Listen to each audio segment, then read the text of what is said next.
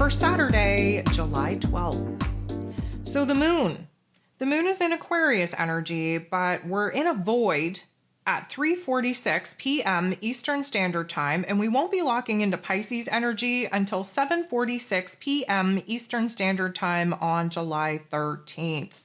So again, a 24-hour plus void, of course. It's definitely going to throw us into some uncertainty. It's going to destabilize some emotions and thoughts that we are feeling pretty safe and secure in.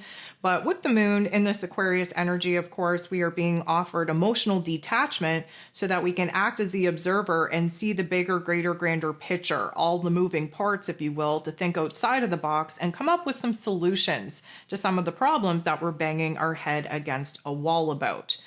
Now, today is the last day that Saturn is going to be direct. Technically speaking, Saturn will be retrograding at 12:07 a.m. Eastern Standard Time, July 13th. But of course, depending on where it is that you're at in the world, the time zone in which you are in, this could definitely be happening towards the end of today for you. And so with Saturn stationing retrograde, there is a little bit of a heaviness, a weight to the energy. There could be some negative narratives that are hard to kind of eliminate and wrap your head around. Basically, we are being kind of pulled from the exterior realm to our inner realm to kind of boss up, to see where it is that we can't make the changes that we want to make in the outer realm. So we have to make the changes, improvements, and adjustments to who it is that we are in our inner realm so that we can come to a certain term of acceptance, peace, contentment with some of the things that we wish we could change. So, of course, there is an astro forecast for Saturn going retrograde, if you want to take a listen to that. But today we are going to be bombarded with some emotional triggers and activations. Mostly because today, all 9 aspects of the day are going to be involving the moon. And of course, we're still very much under the influence of the full moon energy that, of course, we're going to be shifting out of later on here in the day, just in time for the Lord of Karma himself to be making a major move and pulling himself inward. So with all of that being said, let's dive into the day. We have the moon in this Aquarius energy making a very harsh interaction with Jupiter, the planet of growth, expansion, beliefs, abundance, and blessings, who of course is in Cancer energy. This isn't going to feel so good, and it's probably not supposed to, mostly because emotionally speaking, we're thinking about the future. The Aquarius energy definitely has us projecting ourselves to where it is that we would desire to be, while Jupiter in Cancer energy has us kind of reviewing, reflecting the past. Jupiter, yes, wants us to grow and expand, wants us to be building into something new, but there's some emotions, some memories, some situations and circumstances that we have to review, we have to reflect on, especially with this new level of awareness that we are kind of sitting in order to restructure the way that we think about it, the way that we feel about it. There is going to be an epiphany, an aha moment that comes out of us reflecting back on the past that is going to have a major impact, not only on the present moment, but the freedom that we are going to feel to let that particular emotion and memory, topic and theme go and actually start focusing on how we can flip the script and use that particular pain and trauma to help encourage us, support us into building towards the future. The moon is then going to be making a beautiful interaction with Mars. Mars is the god of war, ruling over physical energy, drive, passion, desire, even our anger. Mars is in Virgo energy, so yes, we're taking it low and slow, but the name of the game is to be our best selves, to fix, heal, repair the parts within us that need to be fixed, healed, and repaired. And if there's anything that needs to be done in our exterior realm that could use an improvement and an adjustment, we're definitely focused on that as well. Because the moon and Mars are working well together, this is likely going to put into perspective, A, that the moon in Aquarius has us focused on the bigger, greater, grander picture of the future that we can't wait to actually, start building towards and see ourselves living in, versus B, the Virgo energy that needs to break down that bigger, greater, grander picture into much more smaller pieces.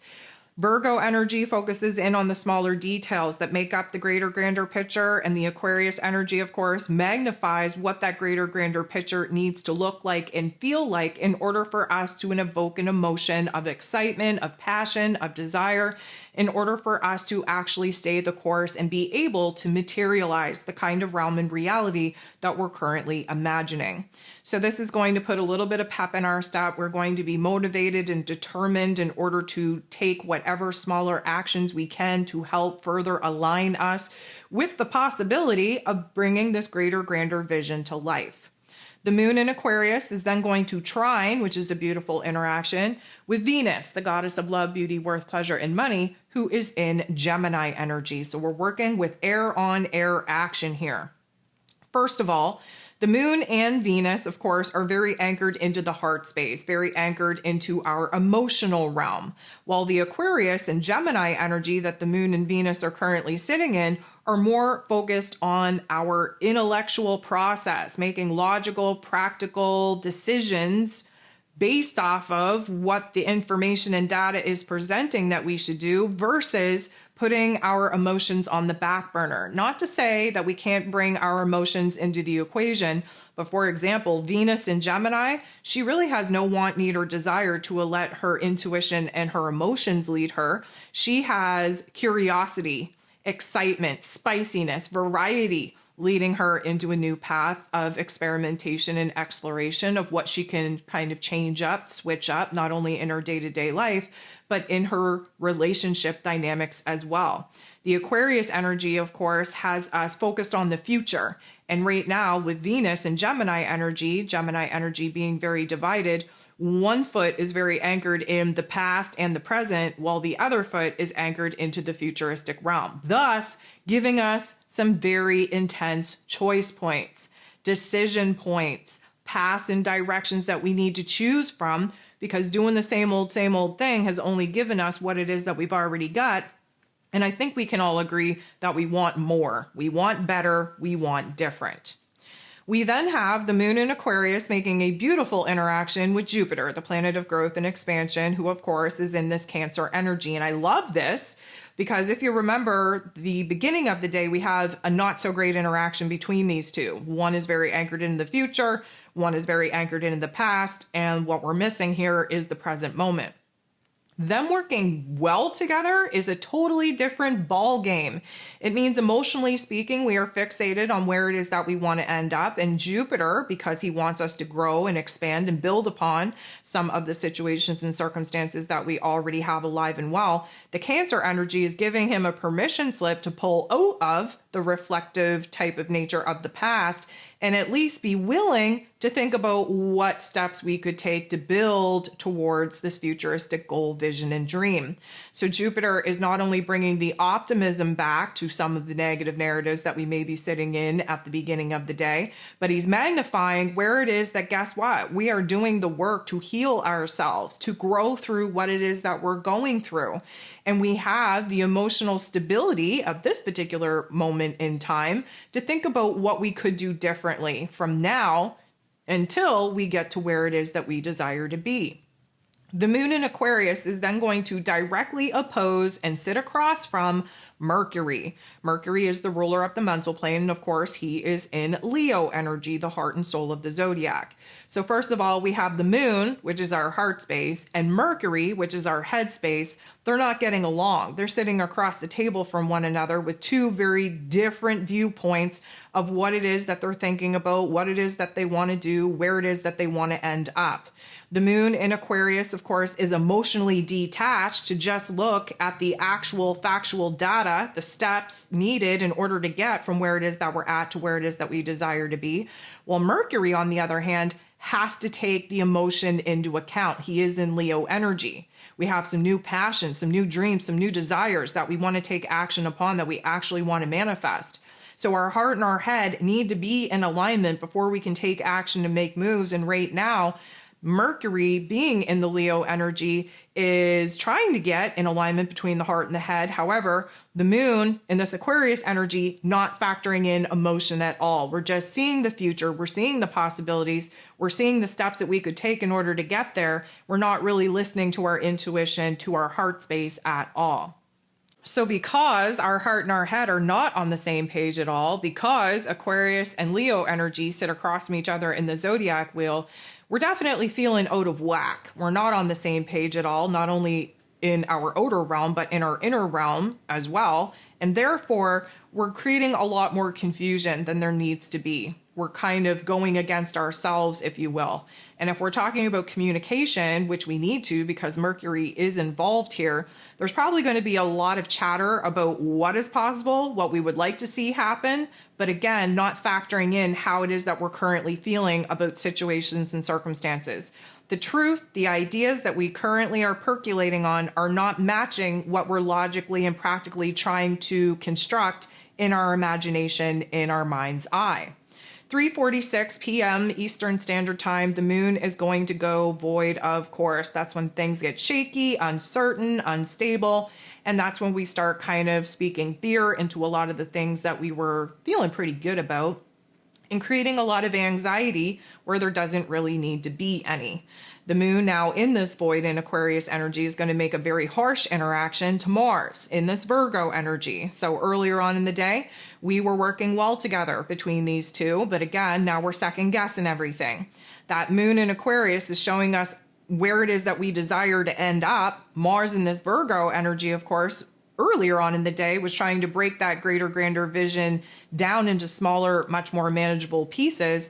But this particular interaction, we're frustrated, we're irritable, we've had about enough, we have so much anxiety, we feel like we could crawl out of our skin, and there's likely going to be little blips of anger or rage even sprinkled in there. Again, Aquarius energy, we have to expect the unexpected. It's a very eccentric type of energy. Mars is frustrated as F because he wants to take action and make moves. And even earlier on in the day, when he's seen a couple of smaller moves that could be made, suddenly now that the moon is void, we're questioning whether or not we should even take action upon those moves. So again, everything gets thrown up in the air. The moon in Aquarius in this void now is then going to make a beautiful interaction with Chiron, the wounded healer. And so this is a interesting dynamic because it's almost as if we snap ourselves out of that rage, that anger, that frustration, that irritability, and we remind ourselves that this is a great opportunity to see where it is that these not so nice thoughts and emotions are illuminating, where there's more shadow work to be done. Chiron being the wounded healer, yes, he's being aspected in a great way, which means that we're leaning into our healing abilities, but we wouldn't be leaning into those healing abilities if we weren't aware of the parts of self that still need to be healing. So there is a growth, there is an illumination, there is an awareness here coming out of these tension, friction field aspects on what it is that, again, still asking for our attention where shadow work is concerned. The moon in this void is going to be semi-squaring first with Saturn, second with Neptune, retrograde, which of course both of them are in Aries energy. This is actually the last aspect that is going to be kind of happening with Saturn. Saturn's direct at this position, but he's at a standstill because of course he's about to station retrograde. And so, of course, it's not a great interaction. It's a semi-square. It's going to highlight where there's tension, where there's conflict. And the conflict here is that, again, emotionally speaking, in Aquarius energy, we're thinking about the future, but Saturn is currently at a standstill, ready to go back, revisit, revise, re-edit the past of who it is that we were, who it is that we've become, the reassessment needed on where it is that we're at, what we need to build and create. And so this isn't going to feel good, definitely going to trigger and activate some negative ass narratives, some pessimistic type of perspectives, because we're getting a harsh reality check on where it is that we might want to be living in our headspace, thinking about the future, but we very much have to come back to the present moment and deal with life as it is, not for the way we wished it would be. So the moon's interaction with Neptune, who is retrograde in this Aries energy, is going to create a certain level of confusion. We're becoming overwhelmed in our headspace and in our heart space. Again, just a reminder, Neptune's retrograde means that we have to put our futuristic dreams on hold to clean up the mess, the residue of the present moment, mostly because the old version of self was so eager beaver to run into this new version of self that we left a mess behind. And now is the time for us to focus on that mess, revisit, revise some of the plans, some of the ideas that we've had. And because Neptune, of course, represents our intuition, we're not trusting our gut in the way that we're used to. Having that dip in our faith and our hopes and our wishes and our dreams definitely has us second guessing ourselves. And with the moon in this void, we are definitely picking ourselves apart, beating ourselves up, breaking ourselves down in ways that are not helping. It's not helping the cause. It's not helping us gain clarity. It's not helping us to feel safe, supported, and encouraged. And this is the deep dive into the darkness that we need in order to prepare for Saturn's retrograde. So again, just a reminder that 12:07 a.m. Eastern Standard Time, early July 13th, this is when Saturn will be retrograding. So again, if you're in a time zone that this is going to kind of land at the end of the day here today, that is why the latter part of the day is kind of heavy, weighted, definitely triggering anxiety, definitely triggering not so nice thoughts and feelings to rise to the surface of our awareness. This is what we will be working on essentially for the next couple of months as these heavy hitting planets continue to retrograde.